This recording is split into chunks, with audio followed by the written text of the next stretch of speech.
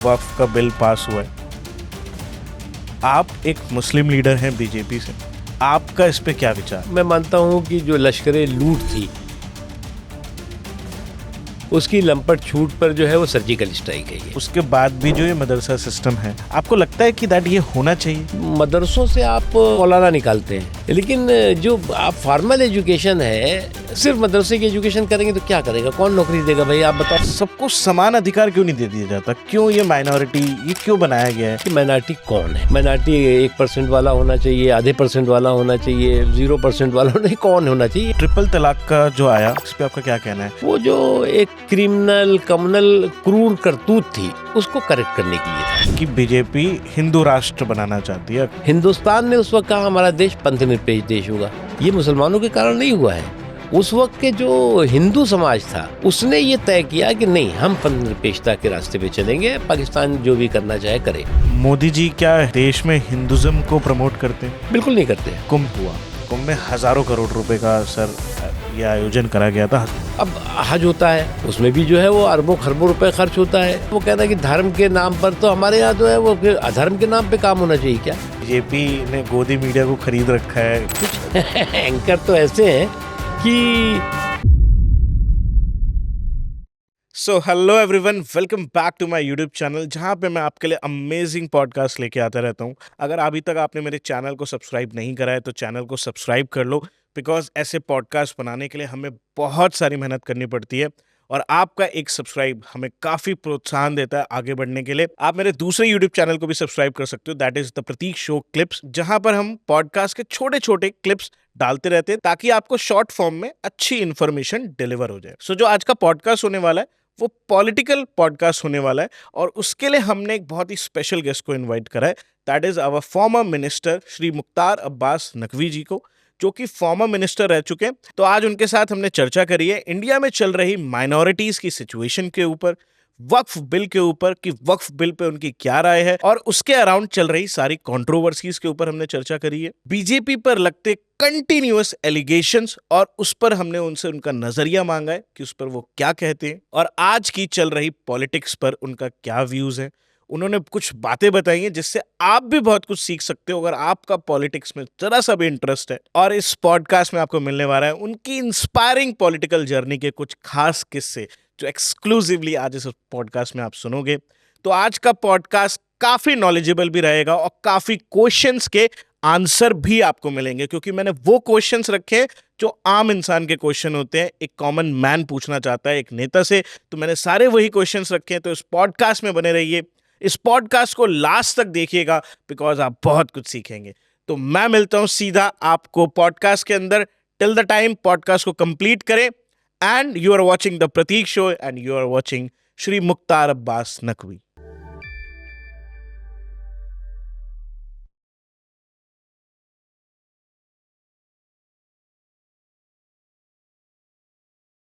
सबसे पहले आपका बहुत बहुत स्वागत है सर। बहुत बहुत धन्यवाद भैया।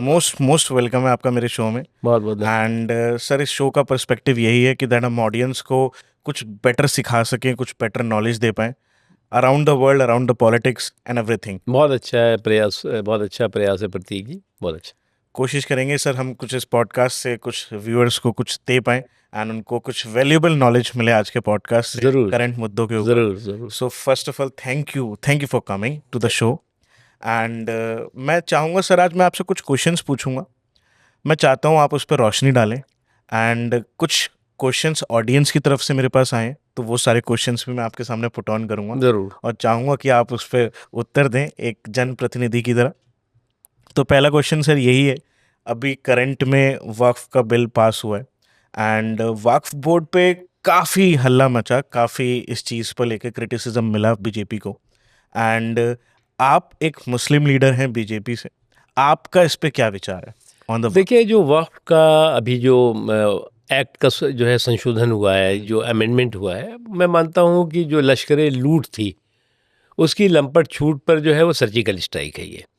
अब मैं इसलिए कह रहा हूँ लश्कर लूट की लंपट छूट पर सर्जिकल स्ट्राइक है कि अगर आप देखें जो वक्फ का प्रेजेंट सिस्टम था उसकी असंवैधानिक अराजकता, उद्दंडता जो है वो पराकाष्ठा पे थी।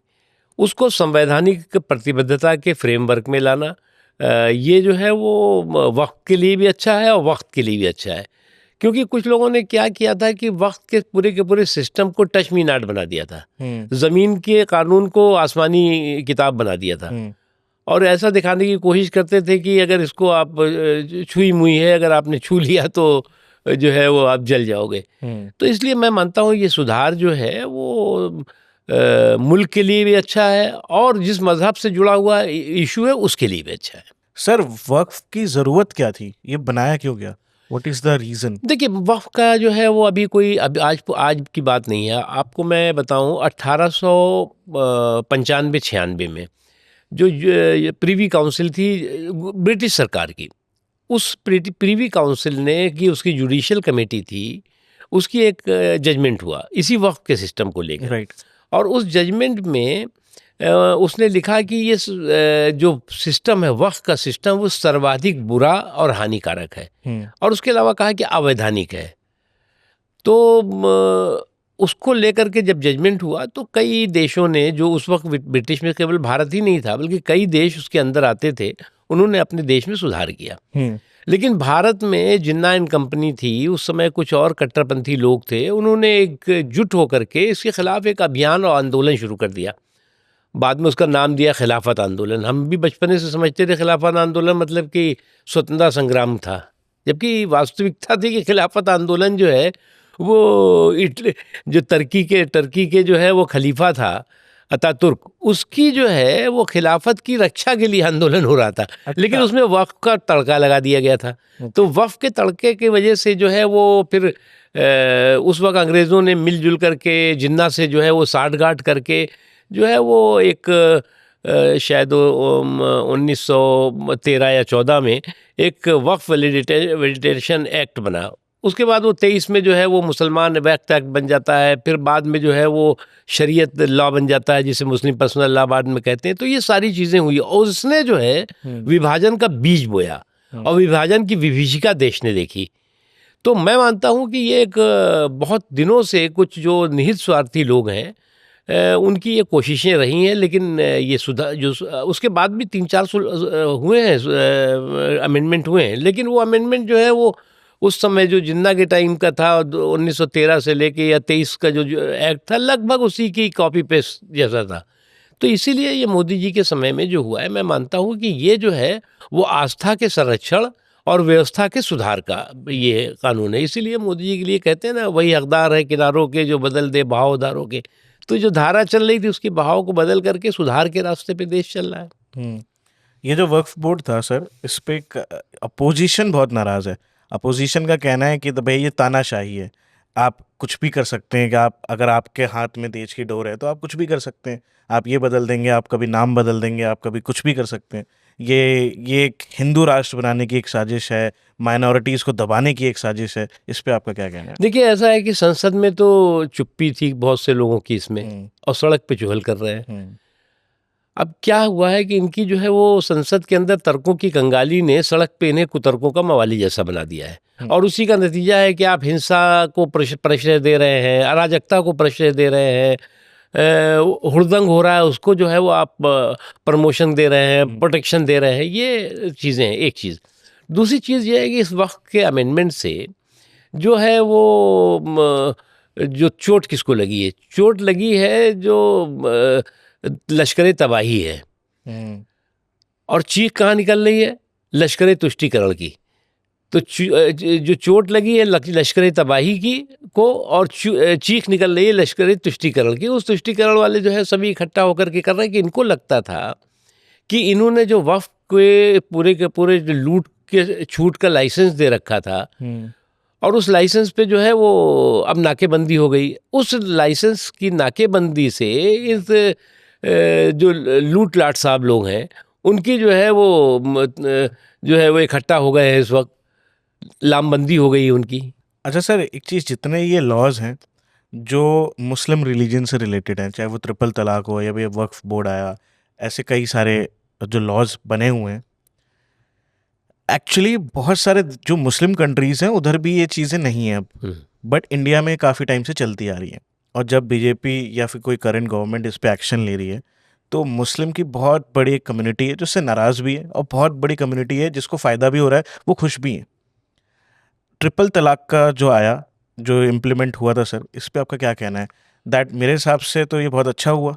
इस पे ग्राउंड रियलिटी पे आपको क्या लगता है? मुस्लिम जो औरतें हैं देखिए वो खुश हैं? देखिए हमारा देश जो है वो कोई पहली बार तो सुधार कर नहीं रहा है। हुँ, सामाजिक सुधार की दिशा में देखें, आर्थिक सुधार की दिशा में देखें, और भी जो सुधार हुए हैं, हुँ, प्रशासनिक सुधार हैं, वो लगातार होते रहे हैं। हम मोदी जी की सरकार में भी हुए हैं और उससे पहले भी हुए हैं। मैं ये नहीं कहूँगा कि पहले नहीं हुए हैं, एक हुँ, चीज़। दूसरी चीज़ ये कि जो ट्रिपल तलाक था, वो जो एक क्रिमिनल, कम्युनल, क्रूर करतूत थी, उसको करेक्ट करने के लिए था। राइट। और उसको जो है वो कॉन्स्टिट्यूशन के फ्रेमवर्क में ला करके करेक्ट किया गया है।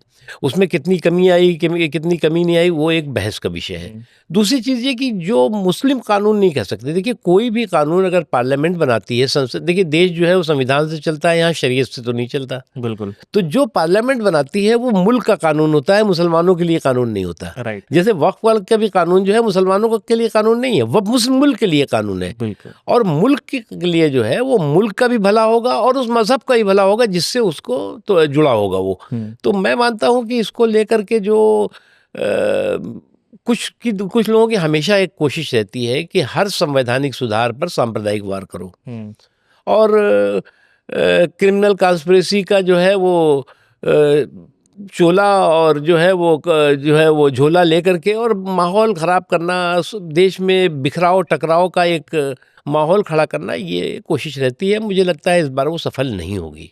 सर इलेक्शंस के टाइम पे अक्सर देखा जाता है हिंदू मुस्लिम जो कम्युनिटीज़ हैं, इन पे डिबेट होती है, इन पे डिबेट कराई जाती है। नेता ये फ्रैक्शनल डिफरेंसेस पैदा करते हैं इन लोगों के बीच में। इस पर आपका क्या कहना है? बिकॉज़ जनता तो एक ही है, रिलीजन्स देखो भले ऐसा है अलग-अलग हों। कि और भी गम है ज़माने में हिंदू मुस्लिम के सिवा, तो इसलिए जो है वो ज़माने में तमाम तरह के और भी इश्यूज़ हैं। हुँ, और मुझे नहीं लगता कि केवल एक सीमित इशू के आधार पर ही जो है वो कोई आकलन होना चाहिए। हुँ, एक चीज़, दूसरी चीज़ ये कि आप अगर देखें तो बहुत सीमित लोग हैं जो अराजकता और उद्दंडता पर यकीन करते हैं। मैं तो कभी यकीन नहीं करता। जैसे अब आज मैं पढ़ रहा था कि जय श्री राम किसी ने कहा तो उस पे विवाद हो गया। हुँ, देखिए जो जय श्री राम नारा है वो कोई मजहबी नारा नहीं है, ये मुल्क का नारा है। मैं बचपने से मैं गाँव में देखता था राम राम जी, हुँ, राम राम जी करते हुए देता, और राम राम जी जो है वो चाहे हिंदू हो, मुसलमान हो, कोई सिख भी। हो, ईसाई, सब उसका राम राम करके जवाब देता था। हाँ, ये मेरा मानना है कि जय श्री राम जो है वो गला दबा के नहीं, गले लगा के होगा। राइट। अगर कुछ लोग क्या कहें कि हम ये कहेंगे तो तुम्हें जो है ये कहना है तो हम गला दबा देंगे। हुँ, नहीं, कोई भी चीज़ जो है वो गला लगा के हो सकती है, गला दबा के नहीं हो सकती। बिल्कुल। एक चीज़ है एजुकेशन और अनएम्प्लॉयमेंट हमारे देश में एक बहुत बड़ी, अगर आपको कहूँगा तो प्रॉब्लम है। माइनॉरिटीज़ उस पे जितनी भी माइनॉरिटीज़ जो कम्युनिटी हैं, उनका कहना है कि सरकार माइनॉरिटी के लिए डिफरेंसेस करती है। उनको उनको आरक्षण नहीं दे रही है सही से, उनके लिए चीज़ें नहीं कर रही है सही से। इस पर आपका क्या कहना है? देखिए पहली बात तो ये कॉन्स्टिट्यूशन ने हमारे क्या व्यवस्था की है, हुँ, कम्युनल आधार पर किसी भी तरह के कोटे की पाबंदी है। राइट। धर्म के आधार पर किसी भी कोटे की पाबंदी है। अभी ये एक कांग्रेस की सरकार ने, इससे पहले भी बीच बीच में होता रहता है कि कोटे के लोटे से आरक्षण की अफीम चटाओ और वोट का अपहरण कर लो, हुँ, ये होता रहता है।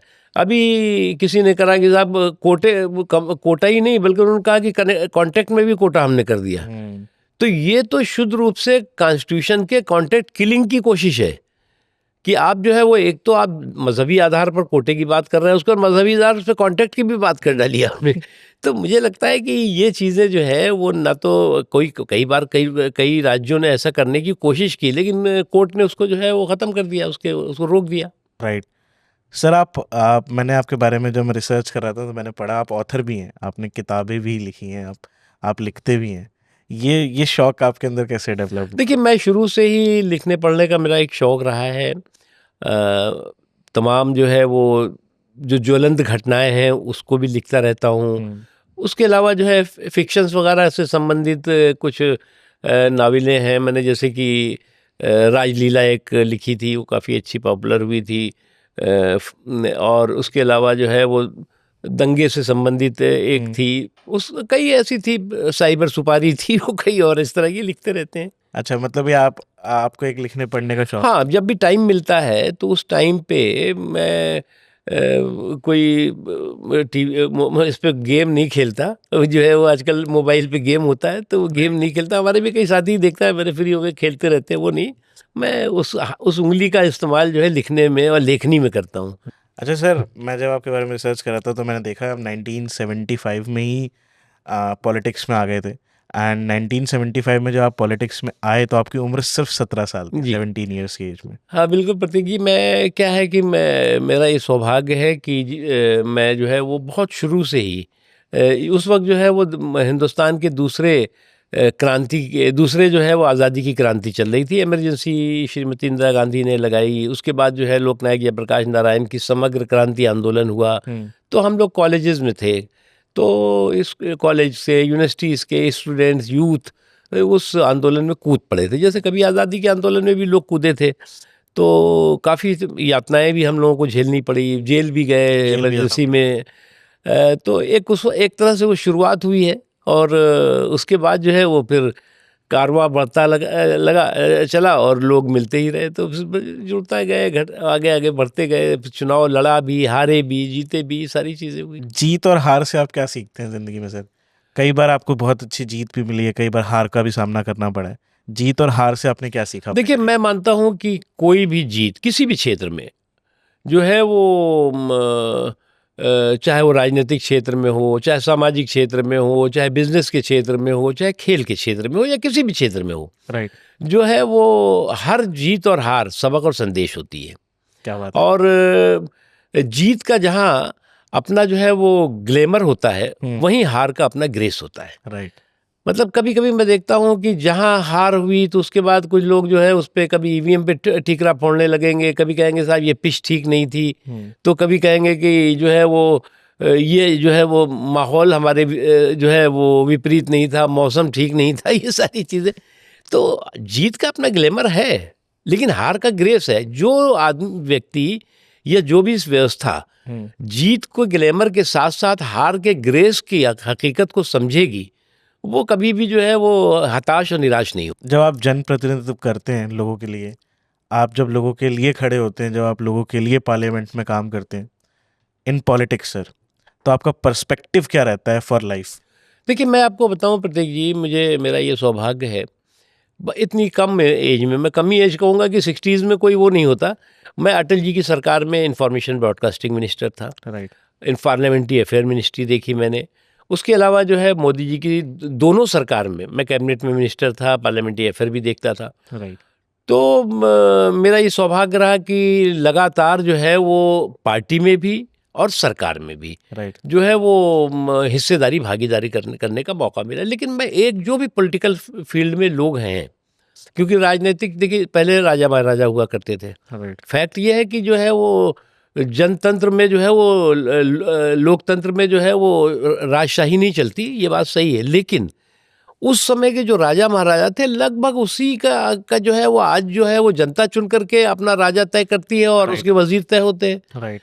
तो किसी को भी देखिए, अहंकार जो है वो सबसे बड़ी बीमारी है। आपका अहंकार आपको खाता है, बिल्कुल। और अहंकार जो है वो अ, एक बीमारी है, वो स्वाभाविक होती है। वो जो है वो आपको प्रसिद्धि मिली तो अहंकार हो जाता है, पद मिला तो अहंकार हो जाता है। ये जो है ये उसी के साथ आपका जो है वो पद और प्रसिद्धि जो है वो अहंकार दीमक की तरह उसको खा के ख़त्म कर देती है। इसलिए जो है वो कभी भी अहंकार नहीं करना चाहिए। और जो लोगों से जुड़े हुए सरोकार हैं, हम्म। जो जिसे कहते हैं जन सरोकार, राइट। उन जन सरोकार के प्रति आपकी एक तो आप जो है वो ईमानदार होइए, और दूसरी उसकी समझ होनी चाहिए। खाली ईमानदार से हवा हवाई भाषण कर रहे हैं और ये कर रहे हैं, वो नहीं मतलब है उसका। आपको ज़मीन की हकीकत का एहसास होना चाहिए। बिल्कुल। Of course. एक क्वेश्चन है, आज आप मेरे सामने, तो मैं आपसे पूछ लेता हूँ सर। जब कोई नेता बनता है, जब कोई मंत्री बनता है, तो इस देश में हर चीज़, किसी भी प्रोफेशन को आप चूज़ करते हैं तो उसके लिए क्वालिफिकेशन चाहिए होती है। एंड ऐसा बोला जाता है कि राजनीति में उतरने के लिए कोई क्वालिफिकेशन नहीं चाहिए। हाँ, ये देखिए एक है बात, मैं आपको एक बात बताऊँ, हमारा जो लोकतंत्र है, दुनिया का सबसे बड़ा लोकतंत्र है। और सबसे पुराना इसलिए नहीं कहूँगा कि अमेरिका का सबसे पुराना है। राइट। हमारे देश में लिटरेसी रेट जिस वक़्त हमें लोकतंत्र मिला, उस वक़्त जो है वो बहुत नगण्य थी, और ख़ास तौर से गाँव में, गरीबों में तो बहुत कम थी। बहुत कम आज तो ऊपर वाले के मेहरबानी से जो है वो लिटरेसी रेट बढ़ी है, लोगों में जो है वो शैक्षिक योग्यता बढ़ी है। उस वक़्त जो है अगर आप एजुकेशन का उसमें कोई बैरियर लगा देते, तो जो आपका रिप्रेजेंटेटिव चुन करके गाँव से आता, वो आप फिर बहुत ही पढ़े लिखे में चुनना पड़ता, तो फिर आपको कोई बहुत बड़े आदमी का व्यक्ति, उनका लड़का, उनके परिवार का ही मिलता आपको। राइट। गांव का जो है वो उस समाज का नहीं मिलता, जो समाज की गरीबी से जूझ रहा है, बेरोजगारी से जूझ रहा था, अशिक्षा से जूझ रहा था। लेकिन अब मेरा मानना है कि अब वक्त बदला है। आज जो है वो हम आज़ादी का अमृत काल में चल रहे हैं। मैं ये नहीं कहता कि आप ग्रेजुएशन कर दो या पोस्ट ग्रेजुएशन करो, लेकिन इस क्षेत्र में भी कुछ जहाँ पर चुनाव सुधार कई हो रहे हैं, अभी एक देश एक चुनाव की बात भी चल रही है, तो उसमें ये होना चाहिए कि कुछ एक एजुकेशन फिक्स की जानी चाहिए कि जो असेंबलीज में, पार्लियामेंट में, ठीक है आप एजुकेशन पंचायतों में मत करिए, आप लोकल बॉडीज में भी मत करिए, लेकिन असेंबलीज और पार्लियामेंट में होना जो है वो कुछ एजुकेशन होनी चाहिए। कुछ मतलब प्राथमिक एजुकेशन तो कम से कम होनी चाहिए, अप टू आप हाई स्कूल कम से कम हो, ही नहीं हो तो इंटरमीडिएट हो, कुछ तो हो। क्योंकि ये अब सवाल उठता है, ये हम उस वक्त जो था, जो सोच थी हमारे संविधान निर्माताओं की, या उस समय जो सोच हमारे व्यवस्था की थी, वो ठीक थी। लेकिन आज जो है आज़ादी का अमृतकाल चल रहा है, 75 साल हो गए भैया। बिल्कुल। सर, जो अभी आपने बोला एक देश और एक चुनाव, ये वेस्टर्न कंट्रीज में काफ़ी जगह इम्प्लीमेंटेड है, एंड अब सरकार चाहती है कि दैट इंडिया में भी इम्प्लीमेंटेड हो। क्यों? रीज़न वाई दैट, ये क्यों होना चाहिए? इसके फ़ायदे क्या होंगे? देखिए ऐसा है कि आप देखिए प्रतीक जी, 70 खासतौर से 70 के दशक से पहले लगभग एक देश एक चुनाव था, खासतौर से असेंबली और पार्लियामेंट का। हाँ। मतलब पार्लियामेंट और असेंबली एक साथ हुआ करती थी। राइट। जो वोट करने जाता था, 2 बैलेट पेपर मिलता था उसको, एक असेंबली के लिए देता था और एक जो है पार्लियामेंट के लिए देता था। उसके बाद जो है वो कांग्रेस का बीच में जो है वो तमाम इमरजेंसी वगैरह हुई, सरकारें टूटने फूटने लगीं, बीच बीच में गिरने फिरने लगीं, जो गठबंधन की सरकारें बनी वो पूरी चल नहीं पाईं। ये तो पहला ऐसा मौका है कि जब बिना कांग्रेस के रिमोट और सपोर्ट के मोदी जी की सरकार जो है वो तीसरा कार्यकाल सफलता के साथ पूरा कर रही है। ये अपने आप में पहली घटना है, क्योंकि इससे पहले जो सरकारें भी होती थी, कांग्रेस उसको या तो रिमोट से चलाती थी या सपोर्ट से चलाती थी। वो सरकारें या तो डायनेस्टी की होती थी, या डेपुटेशन की होती थी, या डिक्टेशन की होती थी। तो इसलिए जो है वो आप जो है बदला है, तो इसलिए जो है वो अब फिर एक बार मौका है कि एक देश की और एक चुनाव की दिशा में देश बढ़े। क्योंकि आज अगर आप देखें तो हर 1 महीने में, हर 15 दिन में, हर 6 महीने में कहीं ना कहीं चुनाव होता है। कहीं पे विधानसभा का हो रहा है, कहीं लोकसभा का हो रहा है, कहीं पंचायतों का हो रहा है, कहीं लोकल बॉडीज़ का हो रहा है, कहीं कोऑपरेटिव्स का हो रहा है, कुछ ना कुछ होते ही रहते हैं इस देश में।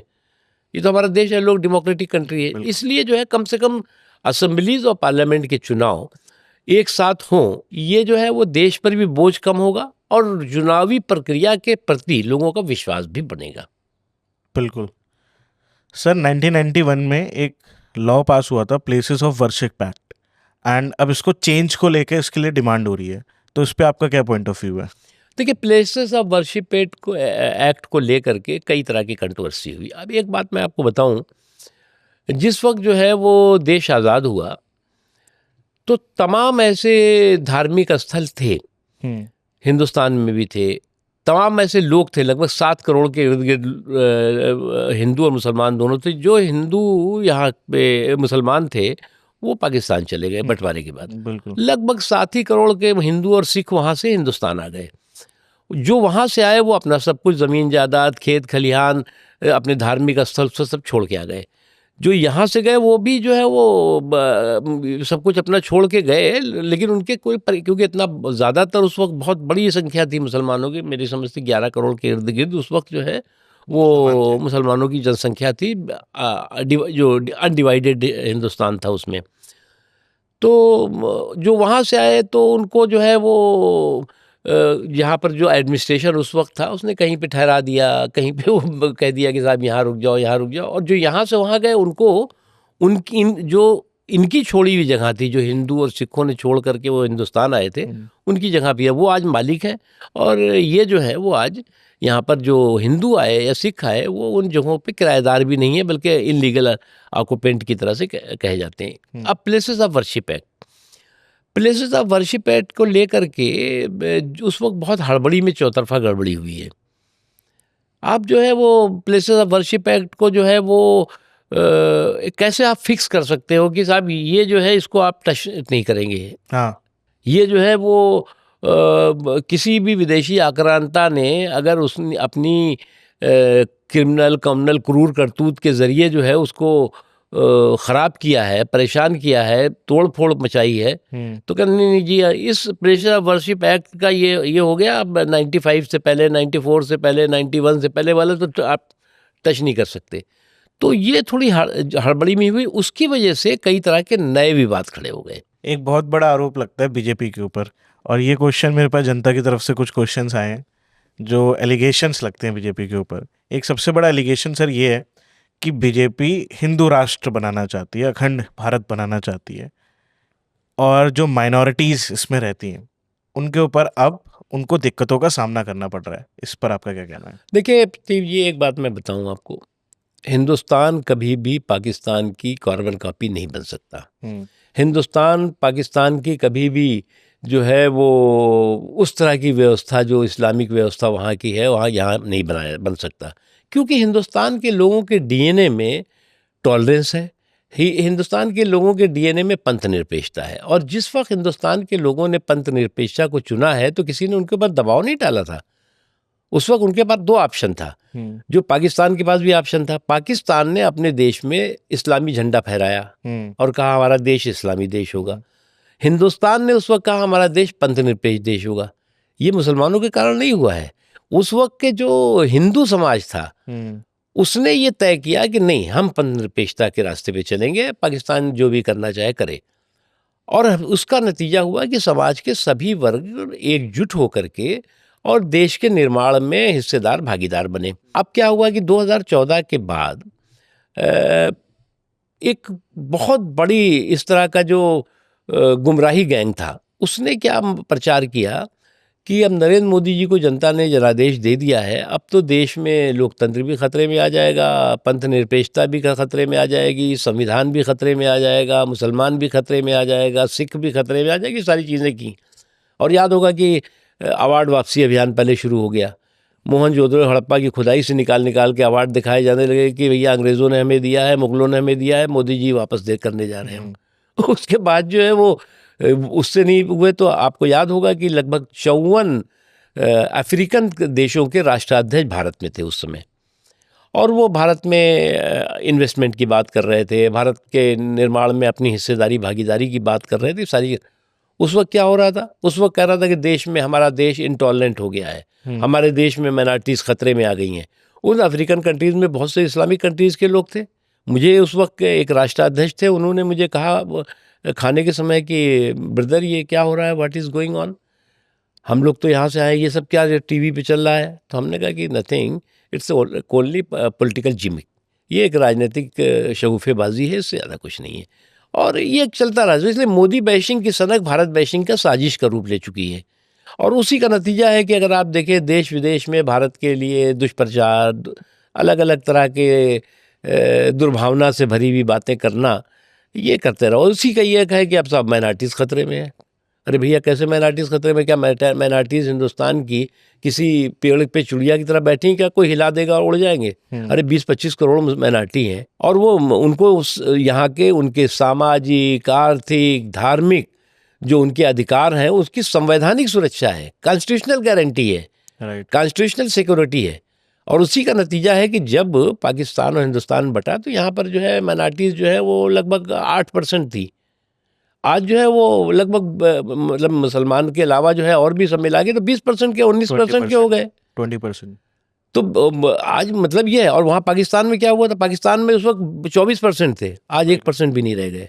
तो ये हमने कहा ना, हिंदुस्तान के डीएनए में टॉलरेंस है, हिंदुस्तान के डीएनए में जो है वो सेकुलरिज्म है, और वो जो है वो कोई भी उसको जो है वो चेंज नहीं कर सकता। मोदी जी क्या देश में हिंदुज़म को प्रमोट करते हैं? बिल्कुल नहीं करते।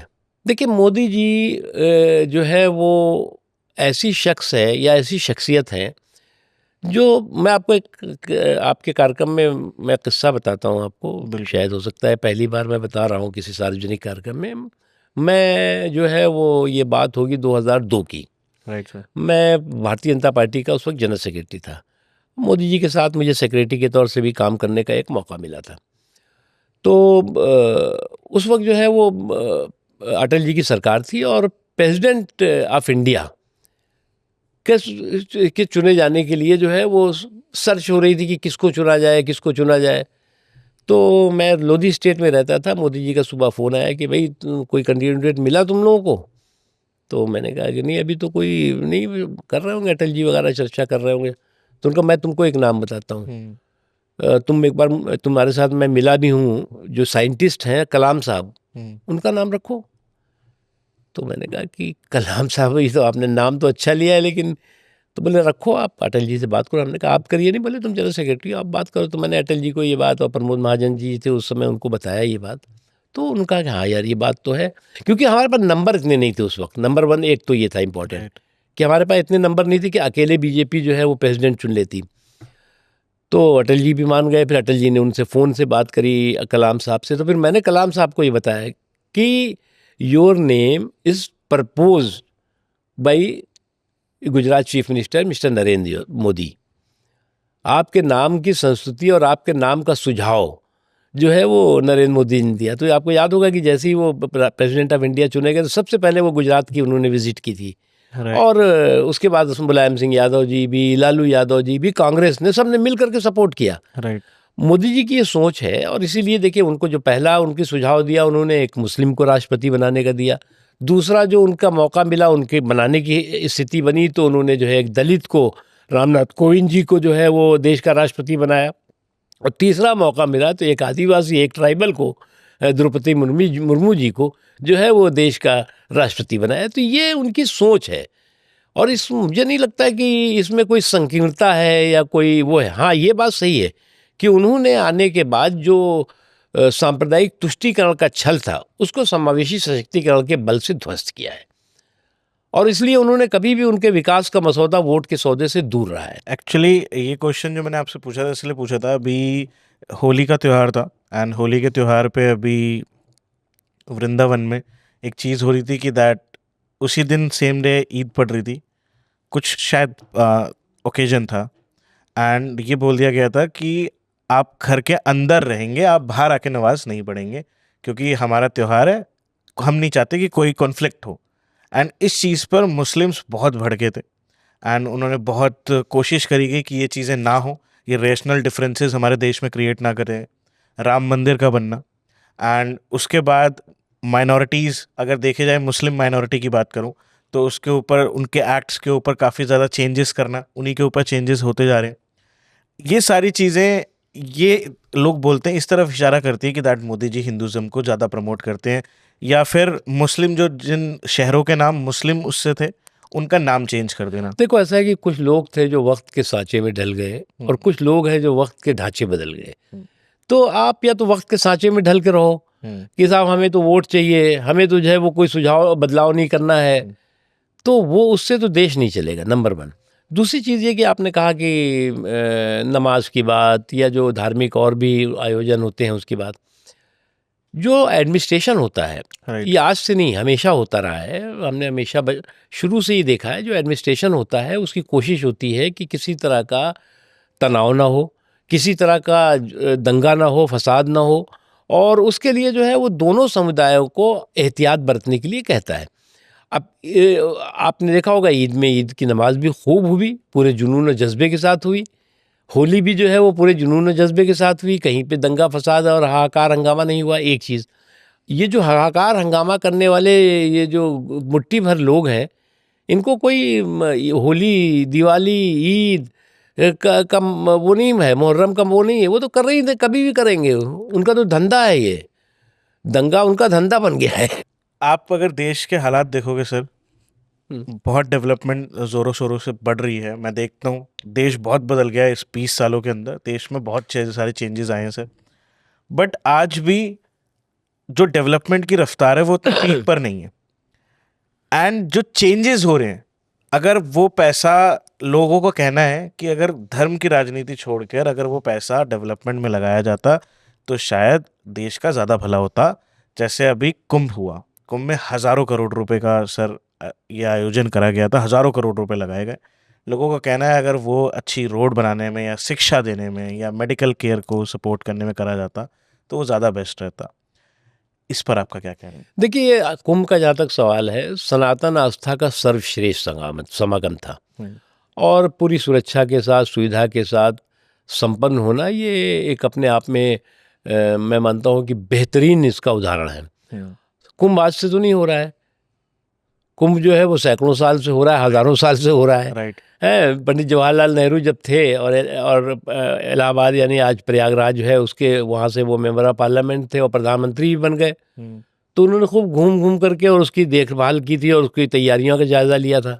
हो सकता है तब इतने लोग नहीं आए हों 60 करोड़, और लेकिन फिर भी बहुत बड़ी तादाद में आए। तो ये लगातार एक प्रक्रिया है। एक चीज़, अब हज होता है, उसमें भी जो है वो अरबों खरबों रुपए खर्च होता है, और भी जो धर्मावलंबी हैं उनके अलग अलग कार्यक्रम होते हैं, धार्मिक आयोजन होते हैं। राइट। तो ये हमारा दुनिया जो है वो दो तरह की है। एक तो धर्मपरायण जो है वो लोग हैं, धर्म को मानने वाले, एक जो है वो किसी धर्म को नहीं मानने वाले। हमारा देश भी ऐसा अकेला देश होगा जिसमें दुनिया के सभी धर्म के मानने वाले लोग हैं। हिंदू भी मिलेंगे, मुसलमान भी मिलेंगे, सिख भी मिलेंगे, ईसाई भी मिलेंगे, पारसी भी मिलेंगे, बौद्ध भी मिलेंगे, जैन भी मिलेंगे, मतलब जितने भी धर्म आप गिन लो। राइट। और अकेला है देश जिसमें कि धर्म मानने वाले भी हैं, और कम से कम नहीं तो मैं समझता करोड़ों ऐसे लोग हैं जो किसी धर्म को नहीं मानते, लिख देते हैं कि हम किसी धर्म को नहीं मानते। राइट। ये मेरे देश की खूबसूरती है। तो इसलिए जो है वो मुझे लगता है कि इसको जो है वो कहना है कि धर्म के नाम पर, तो हमारे यहाँ जो है वो फिर अधर्म के नाम पे काम होना चाहिए क्या? तो धर्म के नाम पे तो ये धर्मपरायण देश है ही। बिल्कुल, आपने बहुत अच्छी बात बोली। बुलडोज़र जो एक्ट अभी हुआ, अभी योगी जी का एक पॉडकास्ट हो रहा था, तो उस पे एक श्रीमती जी ने उनसे पूछा था कि भाई कोर्ट ने मना कर दिया, कोर्ट के आदेश ये हैं कि आप ये जो बुलडोज़र आपने चालू करा था स्कीम, ये बंद करनी चाहिए। तो उस पे योगी जी ने कहा कि भाई देखो, जो मर्जी हो, अभी हमारी बात चल रही है सुप्रीम कोर्ट में, बट तब तक तो ये चलता रहेगा। देखिए, मैं देखता हूँ कि बुलडोज़र पे बहुत सवाल होते हैं। जो लोग बुलडोज़र पे सवाल करते हैं, उन्होंने कभी भी जो है, या बवाल करते हैं, उन्होंने कभी भी बलवाइयों पे और बाहुबलियों पे न सवाल किया ना बवाल किया। मैं उत्तर प्रदेश का रहने वाला हूँ, वहाँ से मैं चुनाव भी लड़ता हूँ, जीतता भी, और वहाँ पर जिस तरह से अराजकता, उद्दंडता, बलवाई, बाहुबली, बकैत जो है वो उनका वर्चस्व रहता है। वो तय करते हैं, सरकार अलग चलती है और उनकी एक पैरेलल व्यवस्था चला करती थी। लेकिन योगी जी ने आने के बाद बलवाइयों की ठुकाई, दंगाइयों की कुटाई करके समाज के सौहार्द और भलाई सुनिश्चित किया है। तो अगर आप दंगाइयों की कुटाई, बलवाइयों की ठुकाई नहीं होगी तो, और समाज की सुरक्षा और सौहार्द की भलाई नहीं होगी, तो फिर आप करते रहिए। और समाज की बात कर रहा हूँ तो इसमें हिंदू मुसलमान सब हैं। राइट। समाज में सब आते हैं, सब अपने को सुरक्षित महसूस करते हैं इन दंगाइयों, बलवाइयों, बाहुबलियों, बकैतों से। बिल्कुल सर, एज अ मिनिस्टर आपने माइनॉरिटी एंड अफेयर्स को सर्व करा है। मेरा एक क्वेश्चन ये है कि सर, सबको समान अधिकार क्यों नहीं दे दिया जाता? क्यों ये माइनॉरिटी, ये क्यों बनाया गया है? एंड अगर सबको समान अधिकार दे दिया जाए तो सबके लिए हर चीज़ सेम हो जाएगी, कानून व्यवस्था सेम हो जाएगी। देखिए, मुझे लगता है इस पे एक बड़े स्तर पे बहस की होनी चाहिए कि माइनॉरिटी कौन है। राइट। माइनॉरिटी 1% वाला होना चाहिए, आधे % वाला होना चाहिए, 0% वाला नहीं, कौन होना चाहिए? एक नई बहस की गुंजाइश इसमें है। क्योंकि उस वक्त जब हमारे देश में आज़ाद हुआ तो दुनिया भर में माइनॉरिटीज़ का कंसेप्ट है। राइट। और वो उसमें फिक्स है कि भाई 2% अगर पॉपुलेशन है, 1% पॉपुलेशन है, तो उसको माइनॉरिटी की तरह से उसको ट्रीट करना चाहिए, उसको स्पेशल जो है वो अटेंशन की ज़रूरत है। लेकिन अभी भारत में इस पे सवाल हो रहा है, और मैं मानता हूँ कि ये तो बात होगी, तो इसको कॉन्स्टिट्यूशन की बात है। ये कॉन्स्टिट्यूशन ने ये माइनॉरिटीज़ की गारंटी उस समय से दी हुई है, बाबा साहब भीमराव अम्बेडकर के कॉन्स्टिट्यूशन ने। ओके। लेकिन उस समय कितनी संख्या थी माइनॉरिटीज़ की, आज कितनी है, वो सारी चीज़ें एक राष्ट्रीय बहस का मुद्दा होना चाहिए, और निश्चित तौर से इस पे चर्चा होनी चाहिए। मैं इसलिए कह रहा था सर ये, क्योंकि दैट माइनॉरिटीज़ में सिर्फ रिलीजन नहीं, बहुत सारी कास्ट भी हैं। हाँ, एंड सर अगर आप नहीं, आज लैंग्विस्टिक माइनॉरिटीज़ हैं, रिलीजियस माइनॉरिटीज़ हैं, राइट, कई हैं। मैं एक चीज़ बताऊँ आपको कि वो सब चीज़ें मैं मानता हूँ कि समानता सबसे बेहतर है। बिल्कुल। आज भी जो है वो जो भी गवर्नमेंट की स्कीम होगी, चाहे वो स्टेट की हो या सेंटर की हो, हुँ, चाहे वो एजुकेशन की स्कीम हो, चाहे वो इकोनॉमिक एम्पावरमेंट की स्कीम, कोई भी स्कीम हो, हुँ, उसका सबको समान लाभ मिलता है। बिल्कुल। उसमें नहीं लिखा रहता है कि ये जो है वो माइनॉरिटीज़ को इसको नहीं मिलेगा इसका लाभ, इसको सिर्फ मेजॉरिटी को मिलेगा या मेजॉरिटी को नहीं मिलेगा माइनॉरिटी को मिलेगा, ऐसा नहीं है, अभी भी मिलता है। तो इसलिए जो है वो एक समान अवसर जो है वो उसके लिए समान तरह से लोगों को ट्रीट करना ये ज़रूरी है। इस पे सवाल होते हैं, और ये एक राष्ट्रीय बहस का मुद्दा है। सर आप अटल बिहारी वाजपेयी जी के साथ आपने काफ़ी समय व्यतीत करा है, आप उनके साथ भी रहे हैं। उनके साथ कोई मेमोरी हो जो आप शेयर करना चाहें, जो उनकी कोई बात हो जो आप शेयर करना चाहें? देखिए, अटल जी में वो एक ऐसे शख्सियत थे हुँ, जिनको कि आप जो है वो चाहे विपक्ष में कोई हो, चाहे उनका विरोधी भी हो, हुँ, उनको जो है वो सम्मान करता था, उनका सम्मान करता है। और अटल जी बहुत डाउन टू अर्थ थे। उनका तो मुझे अच्छी तरह याद है कि मैं यूथ विंग में काम करता था, जनता युवा मोर्चा जो है बीजेपी की। आई थिंक कि ये बात होगी 92-3 की। हुँ, तो करीमगंज मुझे जाने का मौका था उनके साथ। तो करीमगंज में जो है वो आसाम में करीमगंज है, सिलचर के पास। तो अटल जी को रिक्वेस्ट की गई थी कि साहब एक रैली है, उसमें आप चलिए। तो वो खैर तैयार हुए जाने के लिए। फिर यहाँ से हम लोगों ने कलकत्ता गए, कलकत्ता से फिर गुवाहाटी की फ़्लाइट पकड़ी, फिर गुवाहाटी से जो है वो बाई टूटी हुई एम्बेसडर से टुक-टुक करते हुए कम से कम 8, 9, 10, 12, 14 घंटे में सिलचर पहुँचे। तो बहरहाल करके रात में वहाँ पे एक छोटे से गेस्ट हाउस में रुके, और दूसरे दिन जो है वो बात होगी शायद 23 तारीख की, 23 दिसंबर, ये बात 92 की होगी।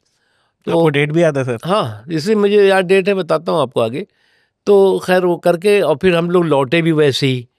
फिर लौट करके 22 का था, 23 को लौटे हम लोग। 23 को लौट करके फिर गुवाहाटी, गुवाहाटी से कलकत्ता आए। जब कलकत्ता आए तो वहाँ पर जो है वो कलकत्ता बंद चल रहा था, बहुत बड़ा स्ट्राइक थी। तो फिर एक फ्लाइट उस वक़्त चलती थी जैसे आजकल नहीं, जेट, ये जो ये है इंडिगो, फिंडिगो इस तरह की। हुँ, तो एक मोदी लुफ्ट करके चलती थी। अच्छा, तो उससे टिकट करा रखा था अटल जी ने, और मेरा भी उसी पे था शायद। तो देखा तो मोदी लिफ्ट कैंसिल। फिर उनको जो है वो ये बात है 24 तारीख की। तो 24 को उनको यहाँ आना होता था, क्योंकि उनका 25 को बर्थडे है। हुँ, तो 24 को हमेशा दिल्ली में ही रहते थे, ताकि 25 को उनका बर्थडे होता था। तो अब तो बहुत परेशानी, और बंद भी था। तो उन्होंने किसी को कहा कि एक बार उनको फ़ोन करो। तो मैंने वो जो पब्लिक बूथ्स है जा कर के फ़ोन किया। तो जिनको फ़ोन किया उनका, भाई हम कैसे आएगा बाबा, यहाँ तो पूरा बंद है, मार काट चल रहा है, हम नहीं आ सकता, आप लोग वहीं रुको देखेंगे। तो खैर फिर हमने अटल जी से कहा, हमने कहा कुछ पैसे रखे हैं आपने? उनका कि हाँ, निकाला उन्होंने। तो शायद उनका 700-800 रुपया निकला, मेरे पास भी दो भी 400-500 ऐसे कुछ था। तो मिला जुला के हम गए पे काउंटर पे, एयर इंडिया की एक फ़्लाइट रात में जाने वाली थी। पूछा उससे, तो उसने कहा कि नहीं नहीं, इतने में कहाँ होगा, इतने 2000 या 3000 रुपये का टिकट होगा। तो तैयार नहीं हुआ वो। फिर मैंने उनसे कहा, तो उनका चेक है देखो, मानेगा? तो चेक भी लेने से मना कर दिया उसने। फिर बाद में मैंने बताया कि भाई he is a member of parliament, ये मेंबर ऑफ पार्लियामेंट है अटल बिहारी वाजपेयी। तो बोला, चलाओ चेक कहाँ है तुम्हारा? चेक वक लिया, खैर टिकट दे दिया। तो अटल जी वहाँ से गायब हो गए। जब मैं गया उसमें उन जहाँ बैठ के वो थे, तो देखा तो है ही नहीं। अब पूरे मैं उसमें ढूँढ रहा हूँ उनको कि कहाँ गए वो। और सन्नाटा था, जो वो था एयरपोर्ट। रात की बहुत लेट रात हो रही थी। तो देखा तो वो एक लाइन में खड़े हुए दिखे हमको। किसी ने मुझे बताया कि शायद वो देखो वो खड़े हैं, वो तो नहीं है। तो पहले टीवी भी इतना नहीं था, तो इसलिए कोई सब लोग बहुत रिकॉग्नाइज नहीं, हाँ दूर से उन्होंने समझा कि। तो मैंने कहा, अरे आप यहाँ क्यों खड़े हुए हैं? बोले, भैया वो जो मोदी लिफ्ट का टिकट होता है उसको कैंसिलेशन का मुहर लगवानी पड़ती है, तब जाके पैसा मिलेगा वापस।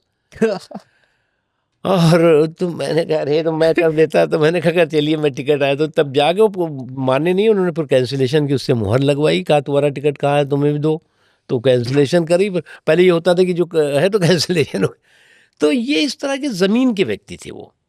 और तो बहुत सी ऐसी वो हैं, कि उनके बारे में कहा जाता है बड़े मस्त मौला इंसान थे। बहुत मस्त, बहुत ही खुले दिल के, बहुत ही अच्छे, खाने पीने के बहुत शौकीन थे। मतलब मुझे याद है कि उसी घटना की थी कि जब जो सिलचर में गेस्ट हाउस में जो है वो पहली बार वो गए थे अटल जी। तो वहाँ पर जो है वो उनके लिए जो है वो मतलब सब्जी बॉयल्ड और रोटी और सब भात उत सब लेके और अंदर उनके कमरे में दे दिया गया। और बाहर जो है हम लोग जो 8-10 लोग थे वहाँ के लोकल भी, तो फिश विश बढ़िया सी खा रहे थे और ये सब। तो उनको महक आई, तो उन्होंने आवाज़ दी, बोले क्या चल रहा है वहाँ? हम लोगों ने कहा कि बोले हमको बीमार समझा है क्या कि तुम यहाँ पे हमको जो है वो उबली हुई सब्जी दे रहे हो, तुम लोग जो है कुछ और कर। तो फिर वो फिश के शौकीन थे बहुत, तो फिर फिश वगैरह दी गई। तो इस तरह के बहुत कॉमन, उनका बहुत ही सामान्य सा व्यवहार रहता था। जब आप एज अ बीजेपी को लीड करते हैं, जब आप बीजेपी के रिप्रेजेंटेटिव बनते हैं, तो आपको कभी क्रिटिसिज्म मिला है कि as a Muslim personality, as a Muslim person, आप कभी कभार जो लॉज अबेटमेंट होते हैं उनके खिलाफ भी बोल देते हैं, तो कभी आपको क्रिटिसिज्म फेस करना पड़ा है इसके? बहुत ज़्यादा, बहुत ज़्यादा। लेकिन मैं मानता हूँ कि देखिए क्या है कि जो आपको जो है वो जब धारा के विपरीत आप सोचेंगे, या तो आप चलते रहिए अंधी धारा के। मतलब तो हम भी उस वक्त भी हम चुन सकते थे कि हम सत्ता में, तो कांग्रेस थी, हमें मालूम था कि बीजेपी तो कभी जिंदगी में सत्ता में नहीं आएगी। राइट। सभी लोग, कोई नहीं मानता था कि बीजेपी आ भी सकती है सत्ता में, उसके तो एमएलए एमपी भी चुनना मुश्किल होता था। तो हम भी कांग्रेस के लाइन में खड़े हो जाते हैं। लेकिन हमें लगा कि जो नेशनल इंटरेस्ट है उसके साथ हमें खड़े होना चाहिए, नंबर 1। नंबर 2 जो है वो देखिए, न हम सफ़र न किसी हम नशी से निकलेगा, हमारे पाँव का कांटा हम ही से निकलेगा। तो इसलिए जो है वो हमें जो है वो जो हमारे चैलेंजेस हैं, उन चैलेंजेस का समाधान हमको खुद ही करना होगा। कितने भी क्रिटिसिज्म हो, कितनी भी आलोचनाएं हों, कितना भी लोग गालियां दें, कहें ना कहें, उससे कोई फ़र्क नहीं पड़ता। हमें आपको जो है अपनी जो आइडियोलॉजिकल कमिटमेंट है, लोगों के प्रति जो कमिटमेंट है, उस पे स्ट्रेंथ मजबूती के साथ खड़े रहना चाहिए। सर, मदरसों के बारे में एक चीज़ कही जाती है, जब स्कूल सिस्टम है, जब प्रॉपर स्कूलिंग सिस्टम है, जब बोर्ड्स हैं, हर स्टेट का एक बोर्ड है जो सारी चीज़ों को संभाल रहा है, उसके बाद भी जो ये मदरसा सिस्टम है जो ये कम्युनिटीज़ चलाती हैं, आपको लगता है कि दैट ये होना चाहिए? देखिए, एक चीज़ में आपको समझना होगा, मदरसे, बहुत से मदरसे अच्छा काम भी कर रहे हैं। हम्म। उनके बारे में ये कहना कि मदरसे सारे के सारे जो है वो एंटी नेशनल काम कर रहे हैं, ये गलत है। हम्म। हाँ, इस बीच में कुछ मशरूमी ग्रोथ हुई है इनलीगल मदरसों की। हम्म। मैं इस मामले में उत्तर प्रदेश सरकार को सराहना देता हूँ कि इसी योगी सरकार ने मदरसों के लिए वहाँ पर एक पोर्टल बनाया हम्म। कि आपका जो मदरसा आपने खोला है वो किसकी ज़मीन पे है, कितने आपके स्टूडेंट हैं उसमें, कितने टीचर हैं, उनकी हिस्ट्री क्या है, ज्योग्राफी क्या है, ये सारी चीज़ें। और जो इसमें भरेगा, पोर्टल में आएगा, उसको हम जो है उसका जो है वो जो भी ऐड देते हैं वो देंगे। हम्म। उसके साथ उन्होंने जोड़ा कि मदरसों में आपकी जो शिक्षा है वो करिए, लेकिन उसके साथ साथ फॉर्मल एजुकेशन, हिंदी है, इंग्लिश है, मैथ है, साइंस है, इसको भी आप पढ़ाइए, ऐड करिए। ऐड करिए। ये कई और राज्यों ने भी ये काम किया है। मैं मानता हूँ कि मदरसों से आप मौलाना निकालते हैं, लेकिन जो आप फॉर्मल एजुकेशन है, सिर्फ मदरसे की एजुकेशन करेंगे तो क्या करेगा, कौन नौकरी देगा? भाई आप बताओगे, आप मदरसे से पढ़ के आए तो आपको कौन नौकरी देगा? सिंपल। तो इसलिए जो है वो फॉर्मल एजुकेशन और मेन स्ट्रीम एजुकेशन में जाना ज़रूरी है। और इसलिए मैं देख रहा हूँ कि आज की तारीख में मुस्लिम समाज के बच्चे बच्चियाँ भी जो है वो, अब देखिए इसी मोदी जी की सरकार के टाइम में उनका क्रिटिसिज्म होता है, लेकिन जब मोदी जी सरकार में आए तो उस वक्त 73% जो है ड्रॉप आउट रेट था लड़कियों का। मतलब स्कूल भी जाती थी और निकल के चली जाती। आज जो है वो 30 से भी कम रह गया है। उसी तरह से जो है वो गवर्नमेंट सर्विसेज, जो सेंट्रल गवर्नमेंट की सर्विसेज थी, उसमें माइनॉरिटीज़ का पार्टिसिपेशन जो है वो 3% या 4% था। आज 11% से ऊपर हो गया है। तो ये एक बहुत बड़ा बदलाव है। हाँ, ये बात है, ये मोदी जी ने इसका डंका नहीं पीटा कि साहब मैंने ये किया है, क्योंकि ये उन्होंने कहा ये हमारा कर्तव्य है कि हम समाज के सभी वर्गों की प्रगति की मुख्य धारा में शामिल करें, हर इंसान के आंखों में खुशी और ज़िंदगी में खुशहाली के लिए काम करें। सर आप बीजेपी के कोर ग्रुप का पार्ट है, ऐसा भी सर ऐसे मोमेंट्स होते होंगे जब किसी पॉलिसी को डिस्कस कर रहे हैं या तो उसको इम्प्लीमेंट करा जाए या तो नहीं करा जाए, तो कभी कभार ऐसा भी होता होगा ग्रुप में दो हिस्से हो जाते होंगे, एक एग्रीमेंट एक डिसएग्रीमेंट, क्या ऐसी चीजें होती हैं ग्रुप के बहुत होता है, बहुत होता है। मेरा ये सौभाग्य है कि मैं बीजेपी का सभी पदों पे रहा। अंदर? मैं जो है वो यूथ विंग में रहा, मैं सेक्रेटरी रहा, मैं जनरल सेक्रेटरी रहा, मैं वाइस प्रेसिडेंट रहा, मैं पार्लियामेंट्री बोर्ड का सेक्रेटरी रहा, मैं स्पोक्स पर्सन वगैरह जितनी भी होती थी, इलेक्शन कमेटी। तो एग्रीमेंट और डिसएग्रीमेंट बीजेपी में बहुत खुल के होता है, हम्म। और बहुत मतलब बाहर नहीं आती बातें लेकिन बहुत जम के होता है। और बहुत से मुद्दे ऐसे होते हैं कि वो उस कभी कभी उसका समाधान नहीं होता। मैं आपको बताऊं, आपको डिटेल तो नहीं बताऊंगा। मोदी जी की कैबिनेट थी, हाँ जी। उसमें भी लोग समझते हैं मोदी जी बड़े कड़क हैं और ये वो उनमें भी पूरी तरह से डिस्कशन, पूरा डिबेट और डिस्कशन होता है। और उनका ये कहना है कि भाई इस किसी भी बिल पे या गवर्नमेंट की किसी भी डिसीजन पे पूरा डिटेल डिस्कशन होना चाहिए। और जब पार्लियामेंट में जाए तो उसको जो है वो सेलेक्ट कमेटी को भेजो, पार्लियामेंट की स्टैंडिंग कमेटी को भेजो, ज्वाइंट पार्लियामेंट्री कमेटी को भेजो, लेकिन जल्दबाजी मत करो, उसकी पूरी स्क्रूटनी होने दो। और इसीलिए देखेंगे आपके 90% बिल की कैबिनेट पे जो है प्रॉपर स्क्रूटनी होती है, उसके बाद जो है वो फिर पार्लियामेंट की कमेटीज स्क्रूटनी करती है, उसके बाद आगे बढ़ता है। तो ये एक संस्कार है भारतीय जनता पार्टी का, और इस संस्कार के साथ जो है वो चाहे पार्टी हो और चाहे सरकार हो उस दिशा में काम करते सर एक मेरा क्वेश्चन है कि दैट आप जैसे एक पार्टी से बिलोंग करते हो, दैट इज बीजेपी, कुछ लोग कांग्रेस से करते हैं, कोई एनसीपी से करता है, टीवी से हटकर या पॉलिटिक्स से हटकर क्या दोस्त रहते हैं आपस में पार्टी के हैं। हाँ, नेता जो सभी रहते हैं हम लोग। देखिए क्या है, हम जो जो लोग राजनीतिक ईमानदारी के साथ राजनीति, आप तो थोड़ा सा राजनीति में जो है वो मुझे लगता है कि विरोध को दुश्मनी मान के चलते हैं लोग। हम्म। राजनीति में जो है वो आप एक दूसरे के जो है वो प्रतिद्वंदी हो सकते हैं, दुश्मन नहीं हो सकते। आपके एक दूसरे के विचारों से आप सहमत हों असहमत हों वो अलग बात है, लेकिन आप दुश्मनी नहीं कर सकते, आप उसको अपने दुश्मन की तरह ट्रीट नहीं कर सकते, क्योंकि पॉलिटिकल फील्ड में वो उनकी अपनी आइडियोलॉजिकल कमिटमेंट है, आपके अपने आइडियोलॉजिकल कमिटमेंट है। अपने आइडियोलॉजिकल कमिटमेंट से समझौता किए बिना आप उनके साथ जो है वो बेहतर रिश्ते रख सकते हैं, और रखना चाहिए। वाइब्रेंट डेमोक्रेसी के लिए एक बहुत ही मतलब हस्ती और खूबसूरत डेमोक्रेसी के लिए ये बहुत ज़रूरी है संपर्क, संवाद और समन्वय। आपका संपर्क टूट जाएगा, संवाद नहीं रहेगा आपसे, जो आपके अपोजिशन, आप सरकार में है, कल दूसरे सरकार में आएंगे तो अपने आप ख़त्म हो जाएगा। मैं दोनों सरकारों में पार्लियामेंट्री अफेयर मिनिस्टर था, और मेरे पास मेरा मैं मतलब ऊपर वाले की दुआ है कि सभी अपोजिशन के लोग आज भी यही कहते हैं यार आपने जो है जो आपका कोऑर्डिनेशन कम्युनिकेशन के ज़रिए आप बड़े से बड़े इश्यूज़ को जो है सॉल्व करते थे, ये दूसरों को सीखना चाहिए। और वो हम लोग करते थे, और करना भी चाहिए, अभी भी करना चाहिए हमेशा। मोदी जी आज एक बहुत बड़ा चेहरा है देश के लिए, पार्टी के लिए, और मैं तो कहता हूँ ग्लोबली भी आज बहुत बड़ा चेहरा है, क्योंकि कई डिकेड्स में मुझे नहीं लगता कोई भारत में ऐसा नेता आया है जिसका इतना बड़ा चेहरा ग्लोबली बन पाया हो। मोदी जी के बाद सर आप किसकी इतनी बड़ी इमेज देखते हैं आज इंडियन पॉलिटिक्स में? देखिए मैं मानता हूँ कि बीजेपी जो है वो कैडर बेस्ड पार्टी है, और बीजेपी में दूसरा अटल नहीं पैदा हो सकता और दूसरा मोदी नहीं पैदा हो सकता।